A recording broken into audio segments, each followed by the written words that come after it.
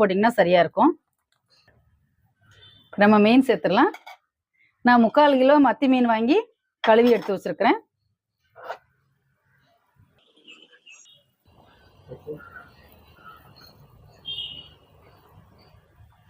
மற்ற மீன்களோட மத்தி மீன் குழம்புக்குன்னு ஒரு தனி டேஸ்ட் உண்டு. வாசனை ரொம்ப சூப்பரா இருக்கும் மத்தி மீன் குழம்போட வாசனை. இப்போ மீனை வந்து குழம்புல வந்து அமுக்கி விட்டுடலாம். மீன் போட்டதுக்கு அப்புறம் கரண்டி வச்சு ரொம்ப கிளறக்கூடாது, மீன் உடஞ்சு போயிடும். லைட்டா ஒரு தடவை நீங்க இப்படி அமுக்கி விட்டீங்கன்னா போதும். நல்லா கொதிக்கட்டும். குழம்பு நல்லா கொதிக்க ஆரம்பிச்சிருச்சு. இப்போ நம்ம மண் சட்டியை மூடி ஒரு 10 நிமிஷம் அடுப்பை சிம்ல வச்சிடலாம். அப்போதான் இந்த மீன் வந்து நல்லா வேகும், மசாலாவும் பிடிக்கும் மீன்ல. நடுவில் அடிக்கடி திறந்து கலந்து விடணும். கரண்டி வச்சு கலரக்கூடாது.